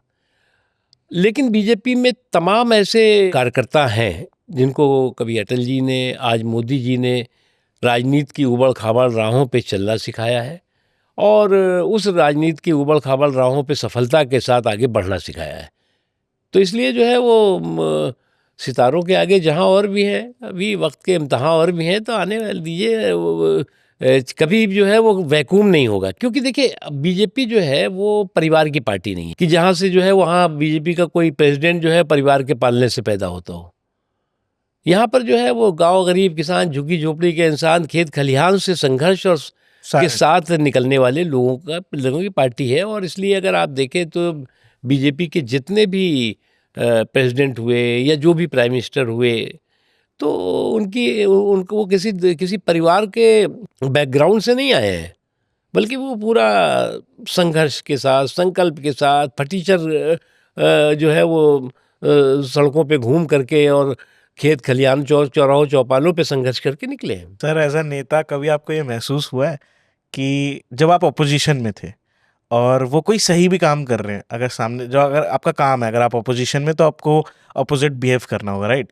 अगर कोई सही चीज़ भी हो रही है बट फिर भी आप अपोजिशन में रहने के कारण आपने उसका अपोजिशन करा हो और उसमें बाद में आपको कभी रात में बैठ के रियलाइज हो कि बात तो ठीक है बट मुझे करना पड़ रहा है। नहीं, बात तो सही आप कह रहे हैं।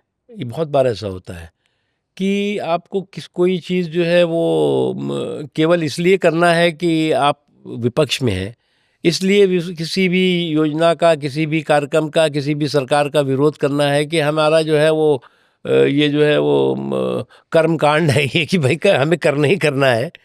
तो वो बाद में जो है वो, अगर जो समझदार और जो संवेदनशील लोग हैं, सियासी लोग, उनको इस बात फील होती है कि भाई है। और कई बार तो मुझे खुद कई बड़े नेताओं के फ़ोन आते थे, विपक्ष के भी, कि भैया देखो ऐसा है कि मुझे लगा कि थोड़ा गलत हुआ, माफ़ करना, बुरा मैंने थोड़ा बुरा तो नहीं लगा आपको? हमने कहा नहीं, नहीं, ये तो आपने तो ये होता है, ये बड़कपन होता है। और ये जो आपने कहा ये बात फैक्ट है।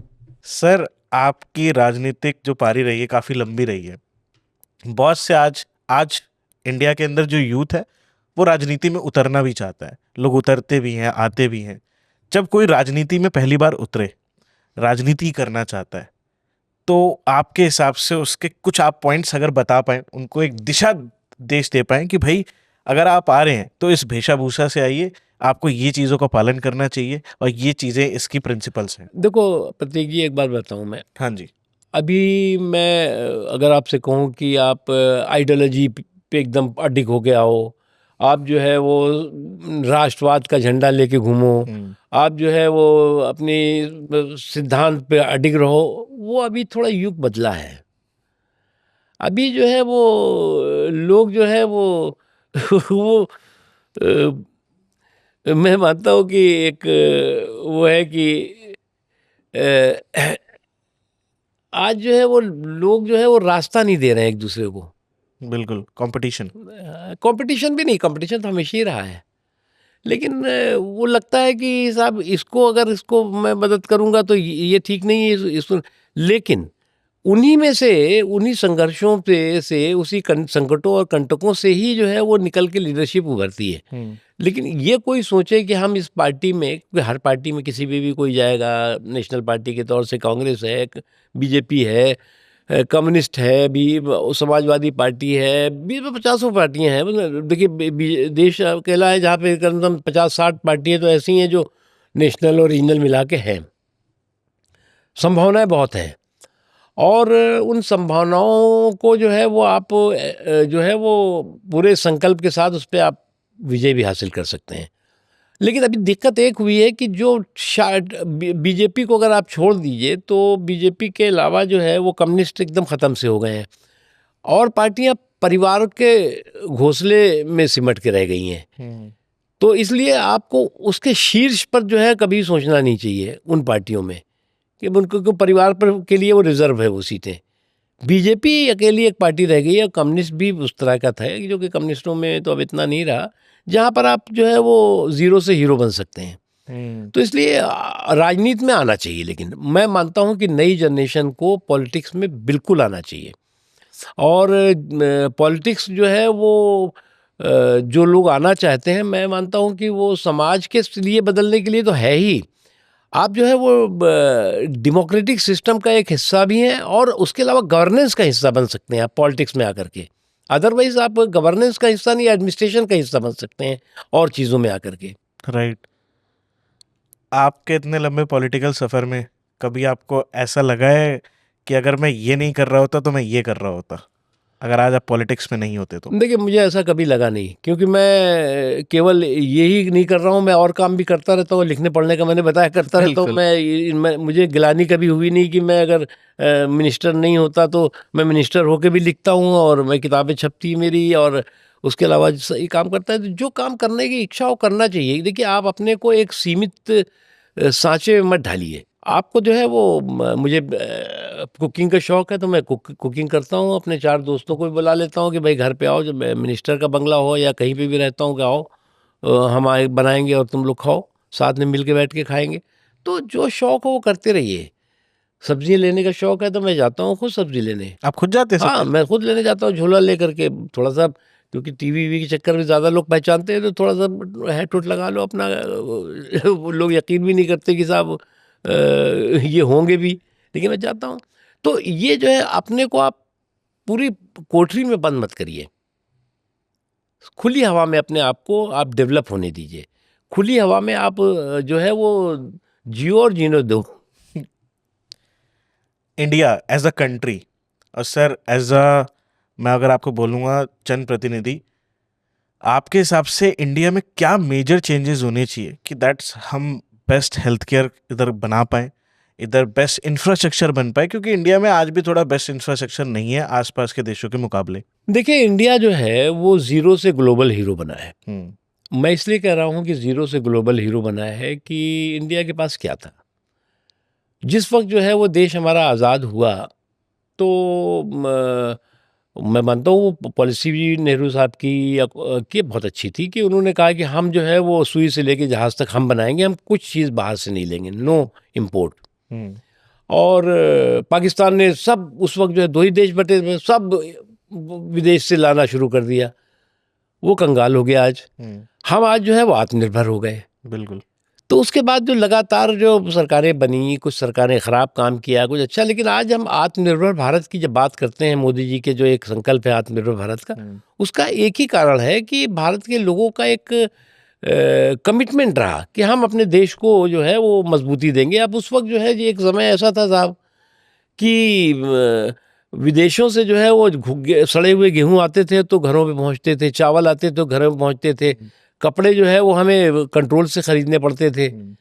आज जो है वो हम हमारा जो है वो हमारा अन्नदाता जो है वो अन्न का जो है उत्पादन जो है वो रिकॉर्ड कर रहा है। राइट। मतलब हमें जो है वो रखने की जगह नहीं है इस वक्त। तो हम आत्मनिर्भर हर क्षेत्र में हुए हैं, और अभी आने वाले दिनों में हम ये नहीं कहते कि हम पूरी तरह से संपूर्ण हो गए हैं। हमारा देश जो है वो डेवलपिंग कंट्री है, लेकिन उसके अलावा दुनिया के तमाम डेवलप कंट्रीज को अगर आप देखें, तो पूरी दुनिया में जो इस वक्त आर्थिक संकट और कंटक का दौर चल रहा है, युद्ध का एक तरफ दौर चल रहा है, अभी आपने 2 साल जो टैरिफ है वॉर चल रहा है सर। टैरिफ वार चल रहा है, इससे पहले 2 साल कोरोना का काल देखा आपने। उन तमाम संकटों और कंटकों के दौर को पछाड़ते हुए भारत की अर्थव्यवस्था आत्मनिर्भर भी है और मजबूती के साथ स्टेबल भी है। और उससे भी इम्पोर्टेंट है कि भारत में किसी चीज़ की किल्लत नहीं होने पाई।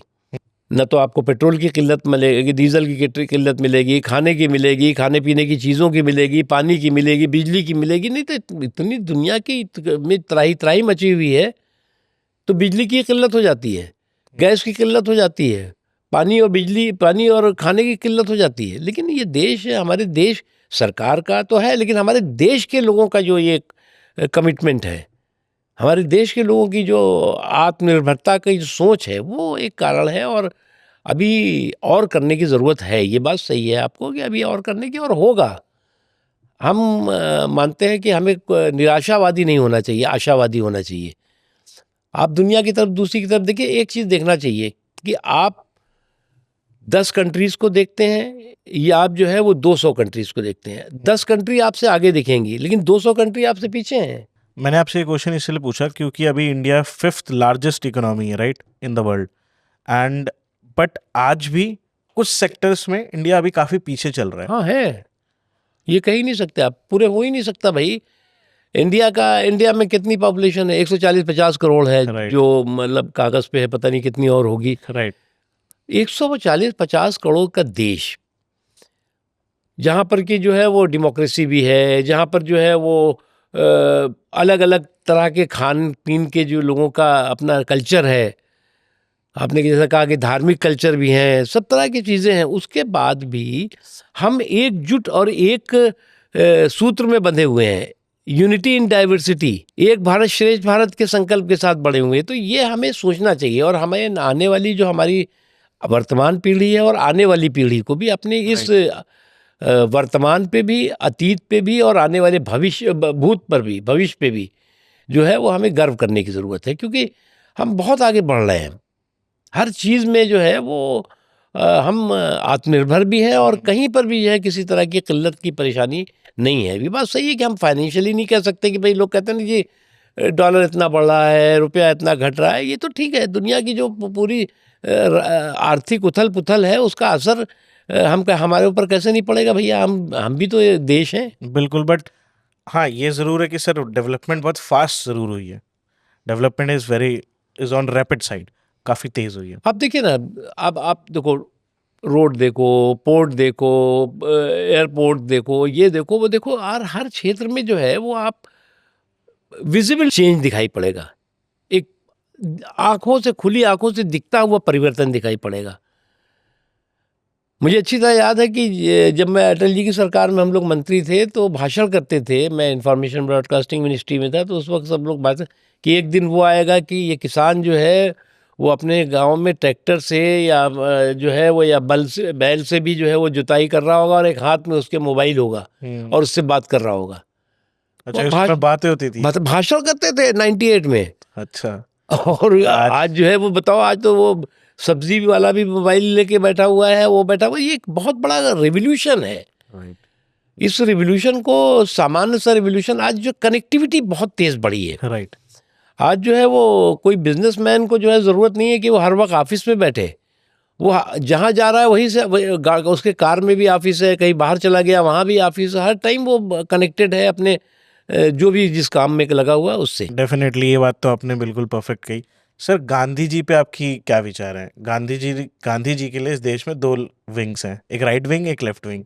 कुछ लोगों का मानना ये था कि दैट जो गांधी जी ने करा वो ठीक करा, बंटवारा करके। कुछ लोगों का मानना ये था कि ये बंटवारा अगर नहीं होता तो इतना टेररिज्म, इतनी जो आज ये जो अथल पुथल मची हुई है, ये नहीं मचती इतनी।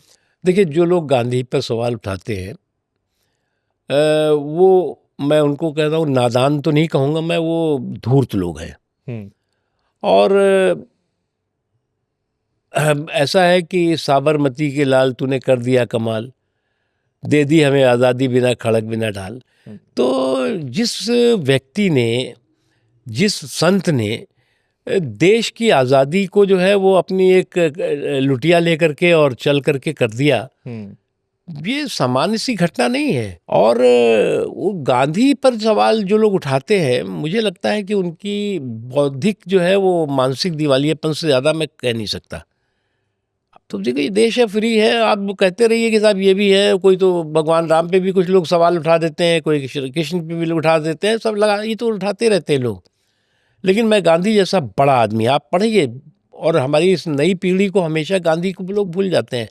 गांधी ने अंग्रेज़ों से कैसे डील किया, अंग्रेज़ों को कैसे धूल चटवाई, और अंग्रेज़ वो थे उस वक्त जो जिनकी की राज में, उनके शासनकाल में सूरज कभी नहीं डूबता था। राइट, लेकिन उन्होंने एक सत्याग्रह करके, एक अहिंसक आंदोलन करके आज पूरी दुनिया जो है वो गांधी जी के उस आंदोलन और उस अहिंसक क्रांति को जो है वो अध्ययन करती है और उस रास्ते पे चलती है। और आज पूरी दुनिया में मतलब कम ही लीडरशिप ऐसी होगी जिसको पूरी दुनिया जो है वो सम्मान करती हो। कहीं भी जाएंगे आप दुनिया में, गांधी जी के बारे में आपको सम्मान मिलेगा।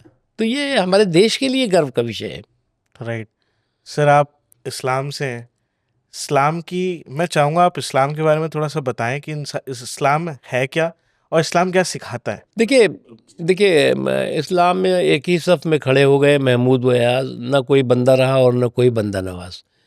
जिस वक्त जो है वो छुआछूत का एक बहुत बड़ा दौर चल रहा था, जिसमें कि ऊंच नीच की एक बहुत दीवारें खड़ी हुआ करती थी। मैं उसको शार्ट में इसलिए बता रहा हूँ कि वो तो, और तो बहुत, मैं आलिम नहीं हूँ कोई। उस वक्त जो है जब इस्लाम आया तो उसने समानता की बात करी, समरसता की बात करी, और उस समानता और समरसता का नतीजा है कि आज इस्लाम में कोई नीच ऊंच नीच वाली बात नहीं है। उसमें जो है वो किसी भी समाज का व्यक्ति हो, उसमें मुसलमानों में भी तमाम कम्युनिटी ऐसी हैं, दुनिया है, बहनें हैं, मेहतर होते हैं, सब होते हैं। लेकिन कोई ये नहीं कह सकता कि आप मस्जिद में नहीं जाओगे, कोई नहीं कह सकता कि हम उनके साथ शादी नहीं कर सकते। सबको इसलिए कहा ना, एक ही सफ में खड़े हो गए महमूद अयाज, ना कोई बंदा रहा और ना कोई बंदा नवाज, ना कोई ऊंचा रहा ना कोई नीचा रहा। ये एक कंसेप्ट था, और उस कंसेप्ट के साथ इस्लाम का की जो कल्पना थी मोहम्मद साहब ने, मोहम्मद सल्लल्लाहु अलैहि वसल्लम ने जो शुरू की थी, वो सफल हुई। उसके बाद कुछ लोगों ने इस्लाम को सुरक्षा कवच बना करके कुछ जो आतंकवादी और शैतानी हरकतें की, उससे इस्लाम का बड़ा नुकसान हुआ। कुछ इस तरह के आतंकवादी ताकतों ने, अलगाववादी ताकतों ने, शैतानी ताकतों ने इस्लाम को अपनी शैतानी हरकतों का सुरक्षा कवच बनाया। कभी ओसामा बिन लादेन पैदा हो जाता है, तो कभी कोई और तोयबा पैदा हो जाता है, तो कभी कोई और पैदा हो जाता है। तो ये जो हुआ, वो उसने इस्लाम को डेंट करने की कोशिश की, लेकिन उससे कोई बहुत बड़ा इस्लाम को नुकसान नहीं हुआ। ये इस्लाम को मानने वाले लोग भी इस बात को कहते हैं और दुनिया भी कहती है। बट ये चीज़ अगर देखी जाती है तो इस्लाम, ये सब इस्लाम के रिलेटेड ही फिर ये सब चीज़ें क्यों सर होती हैं कि अगर कोई टेररिस्ट पकड़ा जा रहा है तो वो इस्लाम से रिलेटेड है? ये सब जो विचारधारा है ये उधर ही क्यों बहती है? ऐसा मैं मानता नहीं। देखिए क्या है कि आजकल जो है वो, मैंने कहा ना, बहुत कनेक्टिविटी बढ़ी हुई है। आप कितनी कनेक्टिविटी को निगेटिविटी में बनता बनाते हो या पॉजिटिविटी में करते हो, इस पे आप पे फर्क आप पर करता है। मैं मानता हूँ कि आज निगेटिविटी जो है वो ज़्यादा वायरल होती है, पॉजिटिविटी जो है वो वायरल नहीं होती।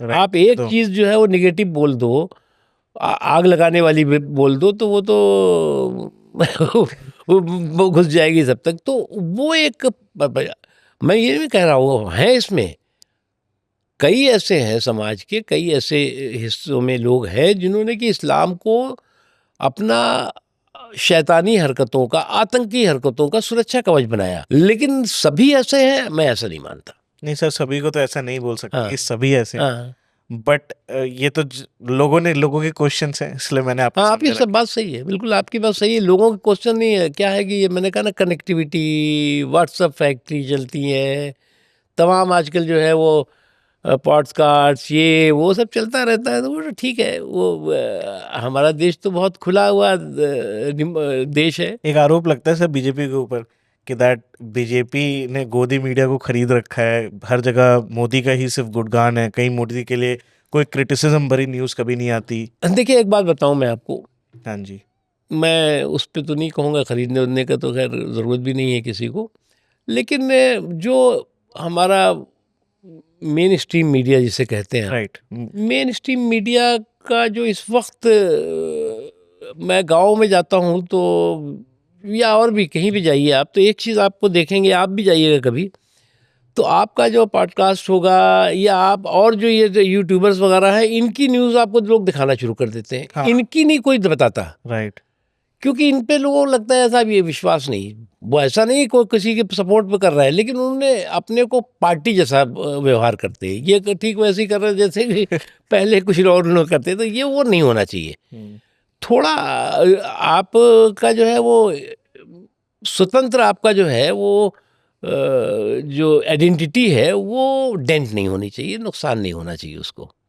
मैं तो मैं कभी कभी मुझे आश्चर्य होता है, मैं खोलता हूँ तो मैं बंद करना पड़ता है मुझे। फिर मैं कहता हूँ यार ये तो बहुत टू मच है।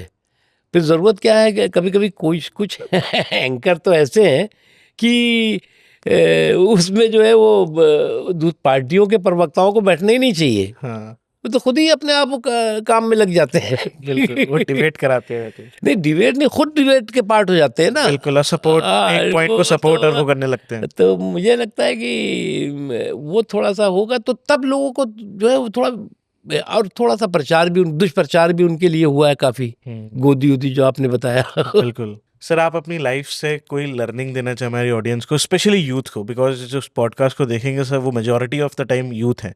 आप उनके लिए कोई मैसेज देना चाहें, उनकी लाइफ में वो कैसे आगे बढ़ सकते हैं सक्सेस की तरफ, क्या करें क्या ना करें? देखिए सक्सेस की पूरी दुनिया में और मेरे मुल्क में बहुत संभावनाएं हैं। हम्म, और सक्सेस जो है वो कोई शॉर्टकट नहीं हो सकती। आपको जो है वो चलते रहना होगा। और अ, एक चीज़ मुझे अब इस वक्त याद नहीं आ रहा है, वो बहुत अच्छा है कि आप ये सोचो कि आपके लिए कोई जो है वो रास्ता बना करके और रास्ता साफ करके रखेगा कि सही साहब आइए, आप जो है वो सफलता की ये सीढ़ी है, आप चढ़ जाइए। सीढ़ी पे खींचने वाले आपको ज़्यादा मिलेंगे, आपको चढ़ाने वाले कम मिलेंगे। Of course sir. इसलिए आप ये तय करके जाइए कि हो सकता है आप सीढ़ी पे चढ़ रहे हो, आप धम से गिरे, हम्म, लेकिन धड़म से गिरने का मतलब ये नहीं है कि आप हताश होकर खत्म हो जाते। इसलिए हर फील्ड में, किसी फील्ड में, मैं जिस फील्ड में भी आप हों, आप मीडिया में हो, आप पॉलिटिक्स में हो, आप बिजनेस में हो, आप जो है वो मेडिकल में हो, आप किसी भी फील्ड में हो, हम्म, हर फील्ड में ये कोई सोचता ना कि पॉलिटिक्स में बड़ा कंपटीशन है, कोई सोचता है कि साहब मेडिकल में बहुत कॉम्पिटिशन, ऐसा नहीं है। हर फील्ड में कंपटीशन है, कॉम्पिटिटर्स भी है, कंपटीशन भी है। और वो कॉम्पिटिटर आपको जो है वो हर पल जो है वो आप पर नज़र रखता है कि आपको कब जो है वो छू मंतर कर दे। राइट। तो आपको उसको उसके छू मंतर को आपको जंतर मंतर पहुंचाना चाहिए, तब आप जीतेंगे। बिल्कुल, आगे बढ़ते रहना चाहिए। हाँ। आपने कभी अपनी लाइफ में कोई ऐसी चीज फेस करी हो जिसको आज आप बताना चाहें, अपने फेस करी, बट उस टाइम आपको ऐसा लगा होगा कि ये तो मेरी जिंदगी की बहुत बड़ी मुसीबत है, बट आज आप उसको पीछे मुड़कर देखते हो तो आपको लगता है कि ये तो बहुत छोटी सी बात थी? हाँ, है बहुत। मैं देखिए क्या है कि आपने कहा, जैसा कहा कि बहुत कम एज थी, 17-18 साल से लेके, और उसके बाद फिर 20-22-25 साल तक तो बिल्कुल ही स्ट्रगल चल रहा था। पैसा 10 पैसे भी नहीं होते थे जेब में। हम लोग प्रयागराज में, इलाहाबाद में काफ़ी हाउस में बैठ जाते थे बिना पैसे के। काफ़ी पी लिया, घंटों बैठे हुए, कोई आए तो उससे कहें कि भैया कॉफ़ी का दे दो। कभी कभी तो दिन भर नहीं आता था तो वेटर को हाथ जोड़ना पड़ता था कि भैया कल करेंगे। कई वो उधार हो जाता था, जाना बंद करना पड़ता था। तो ये था, दिन दिन भर, 4-4 दिन, 5-5 दिन जो है वो आपको पूरे भरपेट खाना नहीं मिलता था। मतलब कोई परिवार से कोई, हम वो नहीं थे कि परिवार में कोई भुखमरी थी, लेकिन आप इंडिपेंडेंट उसमें फील्ड में चल दिए। तो आप ये मत सोचो कि आपको जो है वो कोई हाथ पकड़ करके आपको जो है वो फीड करने वाला है। राइट। आपको खुद ही जो है वो अपना खाना भी है, कमाना भी है, और आगे भी बढ़ना है। तो वो संकट होते हैं और बहुत से लंबी कहानियां हैं उसमें। लेकिन ये मैं मानता हूँ कि कोई भी जिंदगी की जो है सफ़र केक वॉक नहीं है। बिल्कुल। इसलिए जो है वो, और हर आदमी के लिए रात भर का है तन्हा अंधेरा, किसके रोके रुकेगा सवेरा। तो आपके तो ये कोई भी अगर आपकी नाकामी है तो वो सिर्फ थोड़ी टाइम के लिए होती है, उसका कामयाबी के रास्ते आपके खुले हुए हैं। क्या खूब, क्या खूब बातें आपने आज बताई हैं। बहुत ही सुंदर अंदाज में आपने पोएटिक वे में लोगों को एक शॉर्ट में इसका आंसर दिया, मुझे बहुत अच्छा लगा सर। एंड आप हमारे शो पे आए, इस शो की गरिमा आपने बढ़ाई और आपने मेरे सारे प्रश्नों के उत्तर दिए जो भी मैंने आपसे पूछा। Thank you for that. And बहुत मैं अच्छा। चाहूँगा कि जाते जाते आप कोई भी अपनी जो आपने लिखा हो आज तक कुछ सुनाना चाहें अगर ऑडियंस के लिए, तो आप सुनाएं। अभी तो बहुत से सुना बहुत से सुना दिए अब इस वक्त तो नहीं, लेकिन बहुत सी चीज़ें हैं जो आती रहती। फिर आऊँगा आपके पॉडकास्ट में, फिर करेंगे। अभी तो बहुत लंबी बातें हो गई। बिल्कुल। धन्यवाद sir, thank you for coming. Thank and you. मैं चाहूँगा आप ऐसे ही सेवा करते रहें और आप जैसे होनहार नेता और आए हमारे देश के अंदर। Thank you for coming, thank you thank you. So much thank you. For joining this thank you. Podcast. Thank you very much. So आज आप मिले मिस्टर मुख्तार अब्बास नकवी जी से, जिन्होंने काफ़ी चीज़ों पे चर्चाएं करी। हमने बहुत सारी चर्चा करी, आपने काफ़ी कुछ सुना होगा, समझा होगा। काफ़ी प्रश्नों के उन्होंने उत्तर दिए, जो जनता के, आप लोगों के प्रश्न थे, जो आप लोगों ने मुझे बताए थे, मैंने वो सारे क्वेश्चन उनके सामने रखे। एंड उन सारे क्वेश्चनों के आपको आंसर इस पॉडकास्ट में मिल जाएंगे। तो अगर आपको ये पॉडकास्ट अच्छा लगा तो उसको लाइक कर दीजिए, सब चैनल को सब्सक्राइब कर दीजिए, कमेंट करके बताइए कि आपने इस पॉडकास्ट से क्या सीखा। जिसके साथ आपको लगता है इसको शेयर करना चाहिए उसके साथ शेयर कर दीजिए इस पॉडकास्ट को। और मैं मिलता हूं अगले पॉडकास्ट में। टिल द टाइम अपना ध्यान रखिए। Bye bye, take care and खुश रहिए।